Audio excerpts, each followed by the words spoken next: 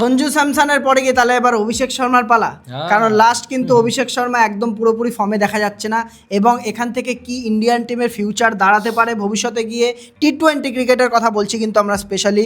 তারপরে গিয়ে এখানে গৌতম গম্ভীর এই টিমটাকে নিয়ে কি করতে চাইছে 2028-এর ওয়ার্ল্ড কাপের সময়। জানি অনেকটা দেরি আছে, কিন্তু ইন্ডিয়ান টিম টি-20 টিমটাকে কোন দিকে নিয়ে যাচ্ছে সিলেক্টর এবং কোচেরা, কোন কোন টিমের প্লেয়াররা এখানে পার্মানেন্টলি হতে চলেছে, যেই এই সিরিজটা হিসাব করে আমরা যেটাকে দেখলাম ইন্ডিয়ার জিম্বাবুয়ে সিরিজে, এবং এই সিরিজ থেকে আমরা কী কী পজিটিভস পেলাম, কী কী নেগেটিভ পেলাম, সেটা আমরা ফিউচারের জন্য সেইভাবে করে আলোচনা করব।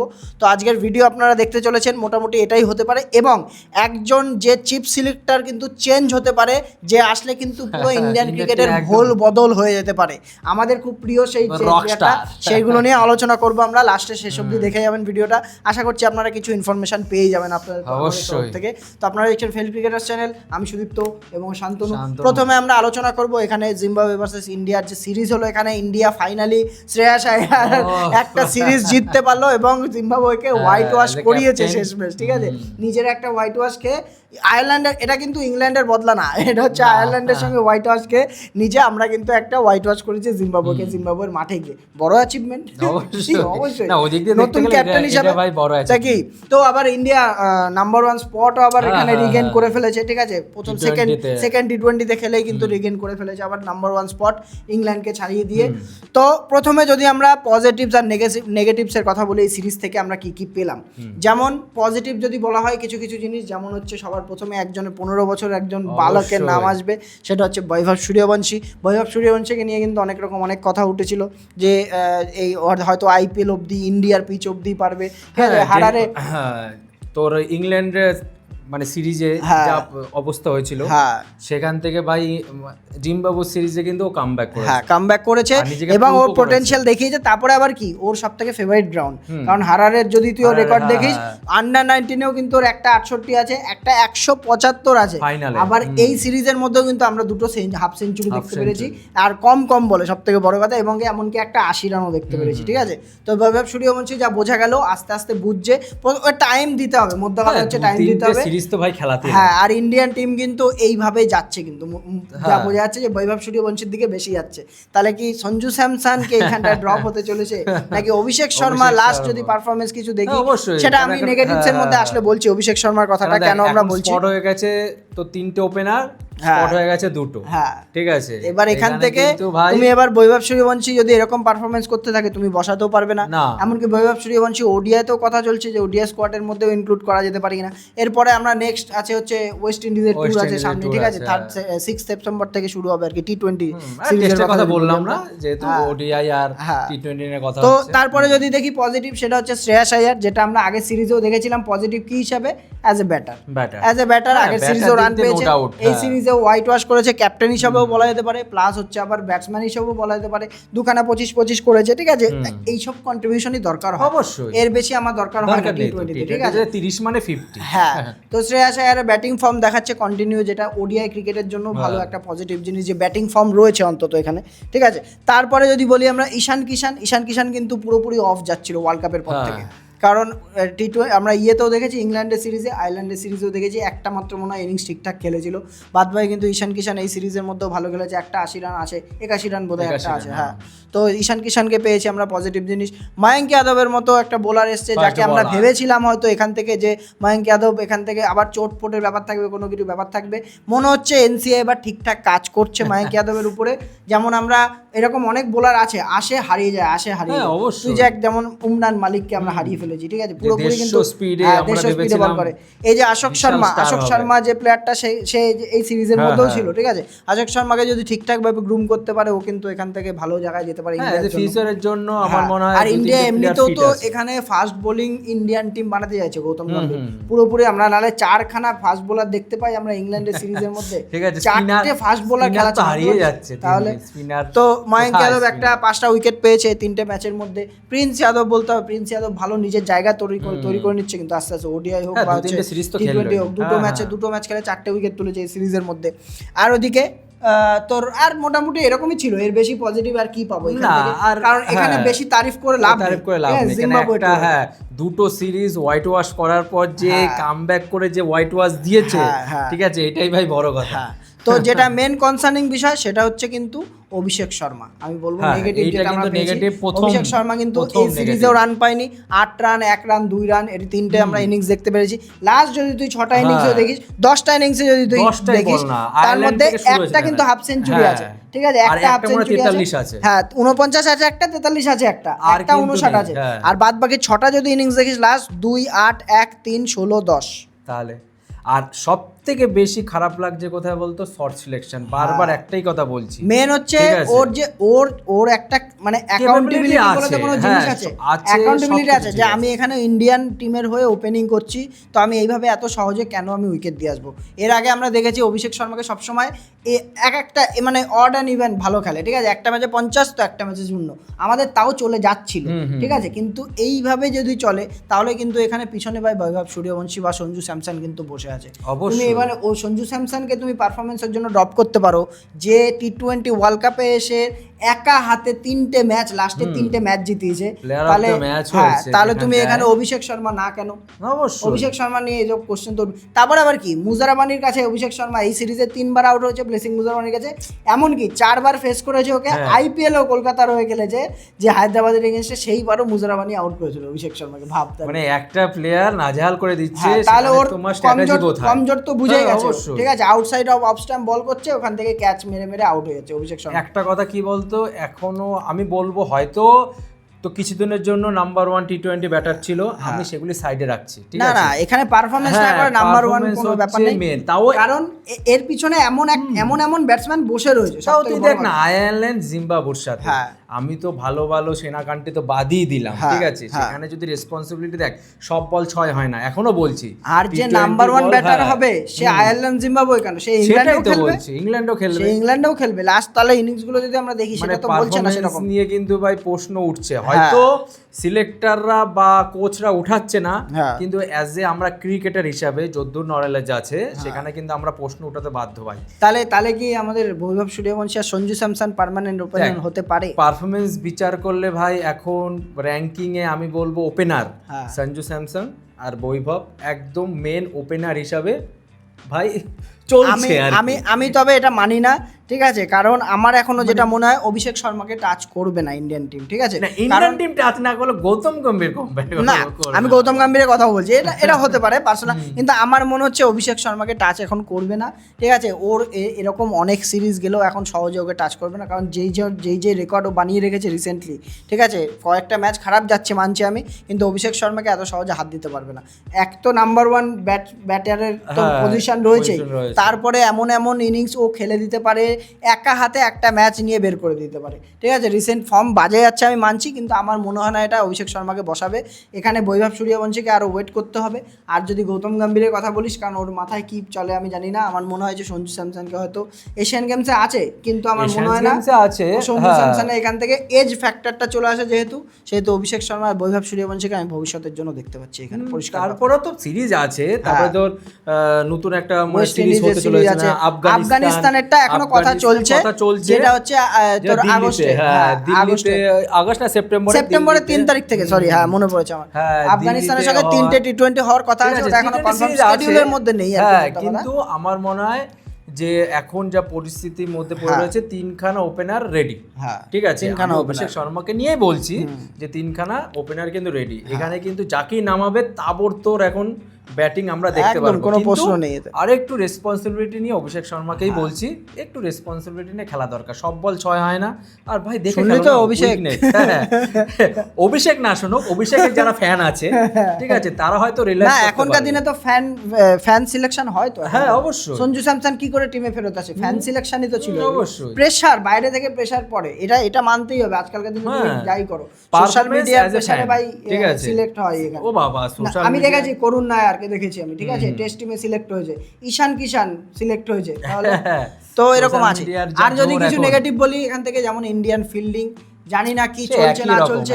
রায়ান টেন্ডুলকারকে ওর ফিল্ডিং কোচ হওয়ার কথা ছিল, টি দিলীপ করেছে বহুত দিন ধরে আমরা দেখেছি, টি দিলীপ কিন্তু এখন আর চলছে না, কারণ রিসেন্টলি যেই কটা আমরা সিরিজ দেখেছি ইন্ডিয়ান প্লেয়াররা কিন্তু ইজি হাতে গ্লাভস নিয়ে ঈশান কিষান ইয়াশ ঠাকুরের কাছে ক্যাচ যাচ্ছে, ইজি ক্যাচ মিস করছে, বল পিছ, তুই একবার বুমরা আর ওডিআই ফিল্ডিংটা তুই একবার বিচার করে দেখ এদের সঙ্গে ইয়াংস্টারদের একবার, ওদের তো আর শেখানোর প্রয়োজন নেই কিছু।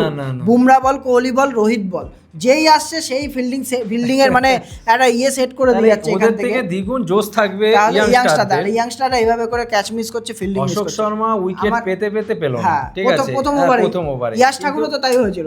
এগুলিতে ভাই একটা বোলারের উপর কিন্তু তাহলে আমি মনে করি এখান থেকে এবার চেঞ্জ করো, রায়ান ডেস্কাতে চলে যাওয়ার কথা। আমার মনে হয় যে ওকে আবার ফেরত নিয়ে আসো, ওকে ফেরত নিয়ে এসে করো, বা একটা ভালো ফিল্ডিং কোচকে চুজ। মোদ্দা কথা হচ্ছে এটা। তো এটা মোটামুটি এই সিরিজের থেকে গেল। আর আরেকটা জিনিস যদি আমরা দেখি, নেগেটিভ বাদ দিয়েই বলছি, যে রবি বিষ্ণই কি তাহলে আমাদের ইন্ডিয়ান সেকেন্ড চয়েস স্পিনার হয়ে গেছে আমাদের? হতে পারে, কেন বলছি, আমার মনে হয় কুলদীপ যাদবকে সাইডেই করে দিয়েছে, ঠিক আছে, কারণ বরুণ চক্রবর্তী থাকলে বরুণ চক্রবর্তী থাকবেই। কুলদীপ যাদব আমার মনে হয় কামব্যাক টি20 তে মনে হয় না টি20 তে কামব্যাক আমারও মনে হচ্ছে না এখানে দেখছে, কারণ হচ্ছে রবি বিষ্ণুকে সব জায়গায়। আর তার বদলে ফার্স্ট স্পিনার হচ্ছে অবশ্যই তোর বরুণ চক্রবর্তী, আর সেকেন্ড হিসাবে কিন্তু রবি বিষ্ণুকেই দেখছে। তাহলে রবি বিষ্ণু অ্যাজ এ স্পিনার তুই তাহলে ইন্ডিয়ান কন্ডিশনে তুই কিভাবে দেখছিস? যখন ইন্ডিয়ান কন্ডিশনে যখন এরপরে ইন্ডিয়াতেই খেলা ওয়েস্ট ইন্ডিজের সঙ্গে, ঠিক আছে, তারপরে আফগানিস্তানেরটা হলো ইন্ডিয়াতে খেলা, আর কিছু করিস না করিস ওয়াশিংটন সুন্দরকে ভাই। তাহলে এখানে যদি আমরা দেখি ইন্ডিয়ান কন্ডিশনে দুটো তিনটে স্পিনার তো লাগবে, ঠিক আছে, অক্ষর প্যাটেল চলে আসবে ওখানে, তারপরে বরুণ চক্রবর্তী চলে আসবে, আর যদি স্পিনার লাগে তার মানে এখানে আমার রবি বিষ্ণুকে আমরা দেখতে পাচ্ছি। আবার সে ঘিসাপিটা কিন্তু যদি না সিলেক্টররা ভাই না বোঝে ভাই, অন্তত ভাই জোর হাত করে বলছি, ইউজি চাহাল যেই কাজটা করে গেছে ইন্ডিয়ার হয়ে, সেই কাজটা সেম টু সেম ওই ক্যাটাগরির বোলার, সেটা হচ্ছে কুলদীপ যাদব। তার জন্য এত সাকসেসফুল হয়েছে, কিন্তু কুলদীপ যাদব কিন্তু কম সাকসেসফুল, একসময় তো কুলচা জড়ি ছিল। তাহলে এইখানে তুমি রবি বিষ্ণুকে আনছো, ঠিক আছে, আমি মানছি, কিন্তু রবি বিষ্ণুই, অক্ষর প্যাটেল, এরা দুই জনেই একই টাইপের বোলার। বল 90-এর উপরে মিনিমাম ওদের বল থাকে, স্পিডের বল, যে আমরা স্পিনার যেভাবে চিনি আর কি, যে ঢিল দিয়ে বল করা, উইকেট টেকার যেটাকে আমরা বলি, সেটা কিন্তু আমরা। তাহলে কি না, আরেকটা কথা, যদি অক্ষর প্যাটেল প্লেইং 11-এ খেলে তাহলে মনে হয় বিষ্ণু চান্স পাবে না। আমি কেন বলছি, কেননা ওর একটা পজিটিভ, অক্ষরের পজিটিভ আছে, যেহেতু ও ব্যাটার, ঠিক আছে, আর উইকেট টেকিং এত এক্সপিরিয়েন্স হয়ে গেছে, 11 বছর ধরে খেলে, 12 বছর ধরে মনে হয় খেলে, এত এক্সপিরিয়েন্স হয়ে গেছে যে এবার উইকেট। আর অক্ষর প্যাটেল পার্মানেন্ট, আমরা পার্মানেন্ট 28 অবধি আমার মনে হয় না ওকে কেউ টাচ করতে পারবে না, আর বেশি বয়সও না, 33 তার মানে কি ফ্রন্ট তোর স্পিনার হিসাবে তোর বরুণ চক্রবর্তী, আর অ্যাজ এ অলরাউন্ডার স্পিনার হিসাবে অক্ষরই আমার মনে হয় ফার্স্ট 11-এ ওরাই একদম ঠাপ্পা মেরে বসে রয়েছে, ঠিক আছে। তো আর একটা যেটা টপিক উঠছে, যে ভিভিএস লক্ষ্মণকে বলতে শোনা গেছে, আমরা যেটা আগেও একবার তুলেছিলাম, যে গৌতম গম্ভীরকে ভিভিএস লক্ষ্মণ কি রিপ্লেস করছে কিনা। ভিভিএস লক্ষ্মণ প্রেস কনফারেন্সে বলে দিয়েছে গৌতম গম্ভীর একদম যথেষ্ট ক্যাপেবল কোচ, আমি ওকে রিপ্লেস করছি না, পরিষ্কার বলে দিয়েছে। যদি আমরা টি20 কথা বলে, আমরাও তো বলেছিলাম না টি20-র মধ্যে আমার কোচ চেঞ্জ করার দরকার নেই, কারণ তুই রিসেন্ট তুই যদি রিসেন্ট না, ইন্ডিয়ার যদি তুই টোটাল স্ট্যাটসও দেখিস গৌতম গম্ভীরের, টোটাল হচ্ছে তোর 53টা ম্যাচের মধ্যে 37টা জিত আছে, 12টা হার আছে, তার মধ্যে 6খানা হার রিসেন্টলি আসলো লাস্ট সিরিজের মধ্যে, ঠিক আছে। তারপরে হচ্ছে তোর রয়েছে দুটো হচ্ছে তোর নো রেজাল্ট ম্যাচ আছে, টোটাল 69% উইনিং পার্সেন্ট। না আমি বলছি না গৌতম গম্ভীর খারাপ কোচ, কিন্তু কিছু কিছু কম্বিনেশন, টিমের যে কম্বিনেশন বা তো টিমের যে সিলেকশন, এগুলি নিয়ে একটু ডাউটফুল আমাদের মধ্যে হচ্ছিল। আমার কি মনে হয় বলতো, যে গৌতম গম্ভীর সৌরভ গাঙ্গুলির পথ ফলো করে। সৌরভ গাঙ্গুলি আমি একটা ইন্টারভিউতে বলতে শুনেছি, ঠিক আছে, ইয়াংস্টারদের যখন তোমার ওর মধ্যে পোটেনশিয়াল মনে হবে আছে, তাকে তুমি ফাস্ট ট্র্যাক করে দাও, পরিষ্কার কথা। গৌতম গম্ভীর সেম এই জিনিসটাই ফলো করে। তার কারণ আমি কি দেখলাম, ওয়াশিংটন সুন্দর ফাস্ট ট্র্যাক করে দাও, সব ইয়েদের মধ্যে খেলাচ্ছে। তারপরে 3টে তোর রয়েছে, নীতিশ কুমার রেড্ডি ফাস্ট ট্র্যাক করে দাও, অস্ট্রেলিয়া খেলিয়ে দিয়েছে, ঠিক আছে। তারপরে আরও কিছু কিছু এরকম প্লেয়ার আছে, যেমন ইয়াংস্টার যাদেরকে সিলেকশন করেছে আর কি, এই ধরনের। তারপরে ঈশান কিষানকে, ঈশান কিষান অলরেডি জানি যে এক্সপিরিয়েন্স প্লেয়ার, ঠিক আছে, কিন্তু ঈশান কিষানকে সব ফরম্যাটে নিয়ে এসে চলে আসলো, ওডিআইতে হোক বা টি20-তে হোক, বিশ্বকাপের পর থেকে ওর বিশ্বকাপের টার্নিং পয়েন্ট ছিল। তো গৌতম গম্ভীর এই জিনিসটা চায় যে আমার নতুন একটা প্লেয়ার, মানে আমি তাকে এমনভাবে পুশ করবো। হর্ষিত রানা একটা উদাহরণ, প্রসিদ্ধ কৃষ্ণা একটা উদাহরণ, যে আমি এখানে নালে কিন্তু মোহাম্মদ সিরাজকে সব ইয়েতে রাখা যেত, সব ফরম্যাটে। প্রসিদ্ধ রানাকে ও চাইছে যে আমার এমন একটা বোলার হোক, যে গান বোলার, যে আমার বিদেশের মাটিতে সেনা কান্ট্রিজে গিয়েও আমার যেন 150 গতিতে আমার এরকমভাবে বল করে দেবে, ফাস্ট ট্র্যাক করছে মধ্যে কথা। সৌরভ গাঙ্গুলি কিন্তু এরকম করছে। এই সময় কি পার্থক্য ছিল, যে সোশ্যাল মিডিয়া ছিল না, এত আলোচনা হতো না। এখন গৌতম গম্ভীর পুরোপুরি সোশ্যাল মিডিয়া চক্করে পড়ে এতটা ট্রোল হচ্ছে। তবে কিছু কিছু ডিসিশন, আমি বলবো না যে এই জিনিসটা একবারে ঠিক, কিন্তু আমার পুরনো প্লেয়াররা যখন ক্যাপেবল থাকবে না, তখন তাদেরকে আনলে মানা যায়। হ্যাঁ। তুমি পুরনো প্লেয়ার যারা ম্যাচ জিতিয়ে দেবে ইন্ডিয়াকে তাদের বসিয়ে দিয়ে তুমি নতুন প্লেয়ারদের নিয়ে আসতে পারো না। তুমি হেড কোচ হয়েছো তোমার টিম তৈরি করবা বলে। আমার প্রশ্ন হচ্ছে, আমার প্রবলেমটা হচ্ছে ওই জায়গা। মানে ও কি চাইছে বলতো, যে আমার একটা সিলেকশন আছে, মানে মেইনলি আমার একটা পছন্দের খেলোয়াড় আছে, আমি একবারেই তাদের আনবো না, এই জিনিসটা করা ভুল। সিনিয়রদের আমার ম্যাচে রাখতে হবে। এই জিনিসটাকে আমার মনে হয় না, এই জিনিসটাকে দেখ অ্যাকচুয়ালি অ্যাজ এ কোচ, ঠিক আছে, যার মাইন্ডসেট, রবি শাস্ত্রী ছিল এক, ঠিক আছে, তারপরে যখন রাহুল দ্রাবিড় আসলো, রাহুল দ্রাবিড়ের মাইন্ডসেট এক ছিল, কিন্তু গৌতম গম্ভীরের মাইন্ডসেট এক। আর রবি শাস্ত্রীর সঙ্গে বা রাহুল দ্রাবিড়ের সঙ্গে যে সিনিয়র প্লেয়ারদের কিন্তু আলাদা রকম একটা বন্ডিং ছিল, যেটা গৌতম গম্ভীর করতে পারেনি, যার জন্য আমরা রোহিত কোহলিকে আজকে কিন্তু টেস্ট ক্রিকেট থেকে বসতে দেখেছি। এটা কিন্তু বড় একটা ভাই, এটা চুকাতে হয়েছে দাম, ঠিক আছে, যাই আমাদের ক্ষতি, ক্রিকেটের হিসাবে ক্ষতি আর কি। হ্যাঁ, নালে এইভাবে করে ঘরে এসে নিউজিল্যান্ডের কাছে হারে না। তুই এটা বিশ্বাস করিস না যে রোহিত শর্মা বা কোহলি থাকলে নিউজিল্যান্ডের কাছে এইভাবে হারা নিজের মাটিতে অসম্ভব। একটা ম্যাচ হারতো, তিনটে হোয়াইট ওয়াশ থরি হতো। যাই হোক গৌতম গম্ভীরকে আমার মনে হয় না, মানে দেখ অ্যাকচুয়ালি যারা হেটার্স হয়, ঠিক আছে, ক্রিকেট নিয়ে যারা হেটার্স হয় ওরা এসব কথা বলবে। আমার মনে হয় না 2028 অব্দি গৌতম গম্ভীরকে ছুতে পারবে। কিন্তু দ্বিতীয় মানে উল্টো সাইডে দেখলে কিন্তু ভাই বিবেক লক্ষ্মণের কিন্তু অ্যাজ এ টি-20 কোচ হিসেবে গ্যাপে কিন্তু 22 থেকে শুরু করেছিল, 2022 থেকে শুরু করেছিল জিম্বাবু, এই জিম্বাবু দিয়ে শুরু করেছিল, ঠিক আছে, 7টা সিরিজ ও করেছে তোর হচ্ছে অ্যাজ এ কোচ। তার মধ্যে ওডিআই, শুধু একটা ওডিআই ছিল, সেটা হচ্ছে তোর নিউজিল্যান্ডের সাথে। ওডিআই ছাড়া ও কিন্তু টি-20তে আজ পর্যন্ত সিরিজ হারেনি, ঠিক আছে। আর ওর একটা রেকর্ড দেয়ও না যদিও বা, কিন্তু তাও এত সুন্দর রেকর্ড আছে। না আরেকটা কথা, শুধু বলবেই না যে আয়ারল্যান্ড আর জিম্বাবুর সাথে শুধু খেলেছে, ওর কিন্তু সাউথ আফ্রিকার সঙ্গে টি-20তে উইন আছে, ঠিক আছে। তাছাড়া সাউথ আফ্রিকার সাথে কিন্তু উইন আছে, ঠিক আছে। ও মেইনলি কি বলতো, এনসি এর সঙ্গে যুক্ত না, ভিভিএস লক্ষ্মণ। এর জন্য যখনই সেকেন্ড একজন যে অপশন আসার কথা হবে তখনই কিন্তু ভিভিএস লক্ষ্মণ। আমার মনে হয় ভিভিএস লক্ষ্মণ এতেও খুশি, কারণ এক সময় রাহুল দ্রাবিড় গোটা 5 বছর এনসি এর সাথে যুক্ত ছিল, ঠিক আছে। কাকে তুলেছে, এ তো মেইন প্লেয়ারকে তো গিল থেকে শুরু করে, মানে গিল, ওয়াশিংটন সুন্দর, ঋষভ পান্ত, এদেরকে তো সব তুলেছে। কে তুলেছে, ঠিক আছে। তাই এই যে নতুন যে টোটাল স্লটটা পুরো রাহুল দ্রাবিড় নিজের হাতে তুলেছে। অবশ্যই ভারতীয় কিন্তু একটা স্তম্ভ কিন্তু এনসি, ঠিক আছে। 5 বছর বললি এনসি এর সঙ্গে, আমার মনে হয় 8 বছর প্রায়, 7-8, যাই হোক এরকম হবে। আরেকটা কথা বলে দিচ্ছি, তোর মানে বিসিসিআই কিন্তু একটা ভালো পদক্ষেপ নিয়েছে। এনসিএ তে কিন্তু একজন মানে দারুণ মানে কোচকে মানে রাখছে আর কি। তো রাহুল দ্রাবিড়কে রাখলো, আর হচ্ছে লক্ষ্মণকে। ওটাই বলছি, ও কাজ করে না প্লেয়ারদের সঙ্গে, ওইটাই সব থেকে বন্ডিংটা ওইভাবেই তৈরি হয়। অবশ্য কথা হচ্ছে এটা না, ও আমার মনে হয় যে কোচ হিসাবে বিবেক লক্ষ্মণ যেখানে আছে ভাই। আর আমার মনে হয়, আমার কি মনে হয়, ও ওটাতে খুশি। নালে কি ও বলতে পারতো না আমি হেড কোচ হব, আমি যদি স্ট্যাক দেখে, ঠিক আছে, ও কিন্তু একটা সিরিজ হারেনি টি-20 তে, ঠিক আছে। ও মনে হয় ঠিক আছে, মাঝে যাবো, এরকম একটা ফরেন ট্যুর হবে, আমি কেন ওর মধ্যে কিন্তু কোনো গিলা শিখবা নেই। আজ প্রেস কনফারেন্সে এসে কিন্তু সেটাই বলবো যে আমি যেখানে আছি বা সেখানে আছি, এখন যথেষ্ট ক্যাপেবল, আমার আসার দরকার। কিন্তু রেজাল্টও দেখ। অবশ্যই এটা মানতেই হবে। কাপটা দেখ, দুখানা না তিন, কত, দুটো তিনটে ধর, এশিয়া কাপ নিয়ে তিনটে। ঠিক আছে। তো যাই হোক, এর পরের টপিকে যেটা আমরা আসবো সেটা হচ্ছে এখন গৌতম গম্ভীরের আমলে যে টিমটা আমরা দেখতে পাচ্ছি ভবিষ্যতে 2028-এর মধ্যে গিয়ে কেমন দাঁড়াতে পারে, কারা হচ্ছে পার্মানেন্ট হবে টিমের মধ্যে। আমরা যদি একটা 11 বানানোর চেষ্টা করি এখানে, যে পার্মানেন্টলি ভবিষ্যতে গিয়ে কাদের দেখতে পারি আমরা। যেমন 1 নম্বরে যেমন আছে, যেমন প্রথমে কথা যদি বলি, একটা নিউজ আছে ছোট্ট, সেটা হচ্ছে হার্দিক পান্ডিয়াকে নিয়ে। হার্দিক পান্ডিয়া কিন্তু ইন্ডিয়ান টিম এখন ওকে খেলানোতে কি নেই খুব একটা, কারণ হার্দিক পান্ডিয়া চোটের মধ্যে রয়েছে এবং 2027-এর ওডিআই ওয়ার্ল্ড কাপের জন্য হার্দিক পান্ডিয়া কিন্তু পুরো এই বছরটা পুরো রেস্ট করতে পারে, এটা শোনা যাচ্ছে, ঠিক আছে। তো হার্দিক পান্ডিয়া এখন টি-20 টিমে ফেরত আসছে না, তাকে বাদ দিয়ে বলছে, মানে এখন ওডিআইতে কামব্যাক করার জন্য তড়িঘড়ি লেগে গেছে। তো এখানে যদি আমরা টিমের মধ্যে আসি, অভিষেক শর্মা এটা তো পার্মানেন্ট হুসার, মানে তিনটে। তারপরে তুই সূর্যবংশী আর সঞ্জু স্যামসনের মধ্যে একজনকে নিয়ে রাখ, ঠিক আছে। এই দুজন ওপেনিং করছে, ঠিক আছে, 3 জনের মধ্যে। তারপরে 3 নম্বরে ঈশান কিষান, খুব সিম্পল টিম আছে। ব্যাটসম্যান তো এখানেও গেছে, জিম্বাবুয়ে সেম গেছে, ঠিক আছে।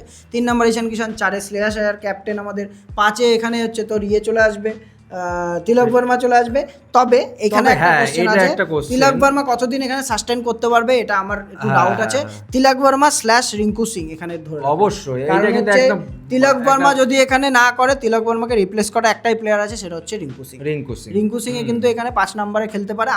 আমার যদি পার্সোনাল চয়েস জিজ্ঞাসা করিস, আমি বলবো এক কথা রিঙ্কু সিং, যাকে যার জায়গা তাকে সেখানে খেলা, পরিষ্কার কথা। ঈশান কিষান ফ্লপ করুক, তখন তুমি খেলাও ইয়েকে, তখন সঞ্জুকে ওপেনিং খেলিয়ে তখন তুমি তিলক বর্মাকে তিনে খেলাও, ঠিক আছে। ও নিজে বলে যে আমি আপার অর্ডার ব্যাটার, তাহলে তো তারপরে 6 নম্বরে হার্দিক পান্ডিয়া চলে আসবে যখন ইয়েতে আসবে, ঠিক আছে, পার্মানেন্ট চলে আসবে।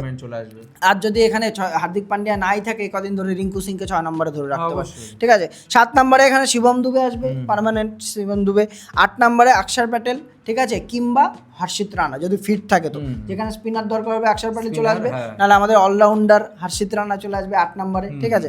আর হচ্ছে 9, 10, 11 জাসপ্রীত বুমরা, হর্ষদীপ সিং, এরা দুজন পার্মানেন্ট। আর বরুণ চক্রবর্তী / এখন রবি বিষ্ণয়কে আমরা দেখতে পাচ্ছি, রবি বিষ্ণয়কে ফাস্ট ট্র্যাক করছে এবং আগে ধরছে, তো এটা মোটামুটি মানে মোদ্দা কথা হচ্ছে এরকম পার্মানেন্ট স্পিনার 2028 এ আমরা এখনই প্রেডিক্ট করে দিচ্ছি যে এরকম টিম অবশ্যই একটা পার্মানেন্ট স্পিনার থাকবে, একটা অলরাউন্ডার স্পিনার থাকবে, দুটো স্পিনার থাকবে আর 3টে পেস থাকবে, দুটো না একটা হয়তো অলরাউন্ডার থাকবে, সেটা শিবম যেখানে যেটা দরকার হবে, আর সেটা হার্দিক পান্ডিয়া হতে পারে। তো আপনারাও জানাতে পারেন আপনাদের কি মতামত আছে, এখানে কাকে ইনক্লুড করা যেতে পারে এখানে, ঠিক আছে, বা হচ্ছে এখান থেকে কি আপনাদের কে মনে হয় যে খেলবে না এখানে, বেশি দিন টিকবে না, ঠিক আছে, এটাও বলতে পারেন আপনারা। আর টি20 তে কিন্তু আমরা আবার 1 নম্বরে পৌঁছে গেছি, প্রথমেই বলে দিই। তো যাই হোক, এরপরে যে একটা লাস্ট নিউজ দেওয়ার ছিল আপনাদের, সেটা হচ্ছে সিলেক্টর নিয়ে। চিফ সিলেক্টর কিন্তু ভারতবর্ষের মানে বিসিসিআই চেঞ্জ হতে পারে, সেটা হচ্ছে এখন অজিত আগারকারকে রিপ্লেস করতে পারে, সেটা হচ্ছে রবি শাস্ত্রী। বলেছিলাম যে এত প্রিয় একজন লোক আসতে চলেছে, সেই রবি শাস্ত্রী যদি আবার চলে আসে 2027 এর আগে যদি চলে আসে, টিমের কিন্তু পুরো এনভায়রনমেন্ট চেঞ্জ করে দেবে।